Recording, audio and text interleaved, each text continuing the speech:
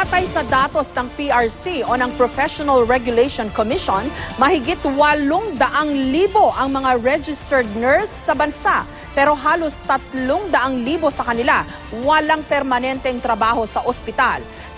Kasunod nito, isang panukalang batas ang isinusulong ngayon na layong magbigay ng tamang trabaho at pasahod sa mga nurse sa bansa. May report si Tina Panganiban Perez. Si Papa po, hindi na po siya babalik sa Saudi. Malaking blessing kung ituring ni Christine Joy Danan ang pagiging top-notcher niya sa December 2013 nurse licensure exam.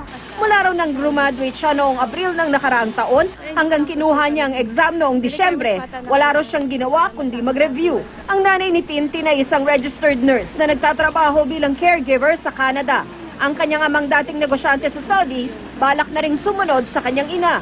Ang tanong, hindi kaya mag-Canada na rin si Tintin? Kung may opportunity po na mag-open sa akin dito sa Philippines, mas gugustuhin ko po talaga sana na dito na lang po. Maswerte si Tintin.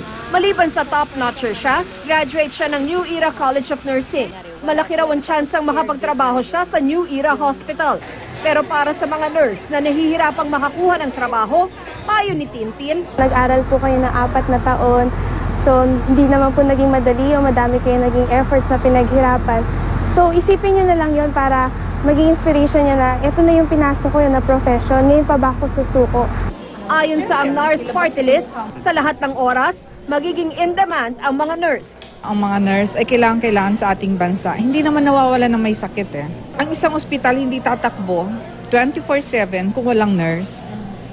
Kasi ang doktor naman, nandun sila para bisitahin lang, tingnan yung condition. Hindi rin daw sobra ang supply ng mga Pilipinong nurse. Katunayan, kulang ang mga nurse sa mga ospital.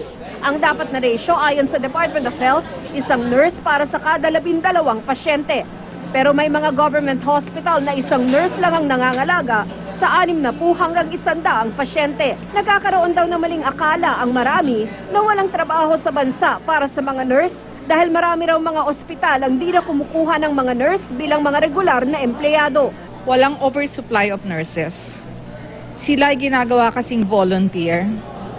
Sila ay ginagawa job orders, contractuals. They are the modern day slaves of our country. Para masolusyonan ito, naghain ang NARS Party List ng panukalang Comprehensive Nursing Law. Kasama sa mga laman ng panukala, ang pagpaparusa sa mga ospital na di magbibigay ng tamang trabaho at sweldo sa mga nurse. Aprobado na ito ng House Committee on Civil Service. Tina Panganiban Perez, GMA News.